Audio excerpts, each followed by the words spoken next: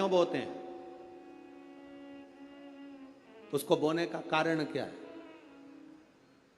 केवल कोई कहे कि हम ठाकुर जी को भजते हैं, भगवान कृष्ण को भजते हैं, कोई कहे हम तिरुपति बालाजी को, नारायण को भजते हैं, कोई कहता है कि हम हरि विट्ठल को, पांडुरंगा को भजते हैं, हमारे यहाँ हाँ हम इनको भजते हैं तो जवारे नहीं बोते। ना ना, पुष्टि मार्गी है, ठाकुर जी की सेवा करने वाला है, उसके यहाँ भी ये 9 दिन जवारे बोए जाते हैं। रामानुज संप्रदाय से जुड़ा हुआ है, नारायण की पूजन कर रहा है, उसके घर में भी जवारे बोए जाते हैं। पांडुरंगा हरि विट्ठल की उपासना कर रहा है, उसके घर में भी जवारे बोए जाते हैं।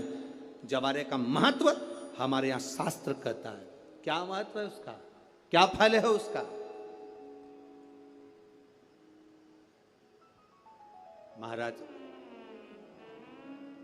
जब देवी माता ने दुर्गा भवानी को पंचायत में बुलाया गया, शिव पंचायत में मां दुर्गा बैठी हुई है, और शिव पंचायत में जब दुर्गा भवानी बैठी,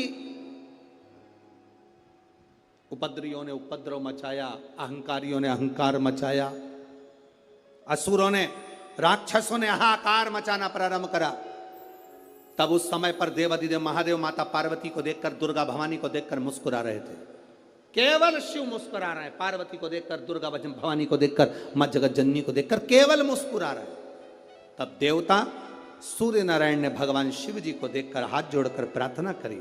भास्कर देव बोले, सूर्य नारायण बोले, बाबा मेरे मन के संशय को मिटा दीजिए। शिव जी ने पूछा क्या काम है?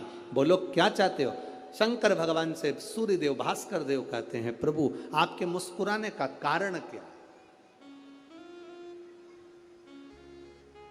भारत की भूमि पर जितनी जगह पर भी आप लोग कथा सुन रहे हो, आस्था चैनल पर, फेसबुक, यूट्यूब पर जितने लोग कथा सुन रहे हो, बड़े ध्यान से सुनना कि जवारे क्यों बोए जाते हैं। नवरात्रि में जवारे की महत्वता क्यों होती है,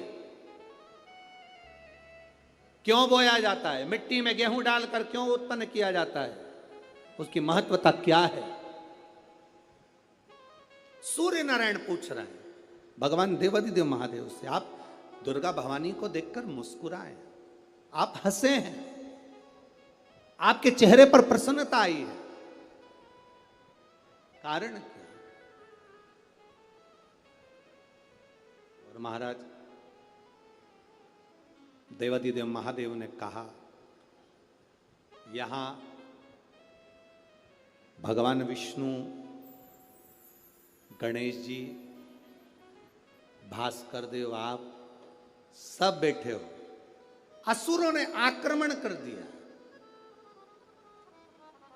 असुरों ने आक्रमण करा है, और वह असुर आक्रमण कर दिए हैं तो वो असुर प्रवेश कर रहे हैं, उपद्रव मचाकर, हाहाकार कर कर नष्ट करने वाले हैं इस पूरी पृथ्वी को। तो फिर उसको बचाएगा कौन, कैसे बचेगा? शिव जी ने कहा चिंता मत करो। दुर्गा ने अपने केश का स्मरण किया, एक केश को माता पार्वती जी ने अपने हाथों से छुआ, छूते ही एक कुंड में सुंदर जवारे उत्पन्न हुए हैं। जब तक वो जवारे बड़े नहीं हो जाते, जब तक वो जवारे थोड़े प्रबल नहीं हो जाते, तब तक एक भी असुर प्रवेश नहीं कर सकता, हाहाकार नहीं मचा सकता और अंदर आ नहीं सकता। शिव महापुराण की कथा कहती है, जवारे जिसके यहाँ बोए जाते हैं, जवारे का, आप लोग कहते हैं कहीं पर देवी जी बैठी हैं, किसी के यहाँ मिट्टी की मूर्ति आई, 21 फीट की, 41 फीट की, 15 फीट की, 10 फीट की, 25 फीट की देवी जी की प्रतिमा स्थापना हुई। लोग कहते हैं हम देवी जी का दर्शन करने जा रहे हैं, दुर्गा जी का दर्शन करने जा रहे हैं। शिव महापुराण की कथा कहती है वो दुर्गा जी का दर्शन नहीं, देवी का दर्शन नहीं। नवरात्रे में जहां जवारे बोए जाते हैं वहां मात्र आप पांव रखते हैं तो अपने घर में से क्लेश दूर हट जाता है, अहंकार दूर हट जाता है, अभिमतता दूर हट जाती है, तकलीफें दूर हट जाती है। जिसके घर में जवारे बोए जाते हैं वहां से अहंकार, काम, लोभ, आसक्ति, वासना, तृष्णा और दुख, तकलीफें दूर हट जाती है। तो जवारे का मूल का तत्व आनंद, सुख। महाराज उसको समझने वाला समझ सकता।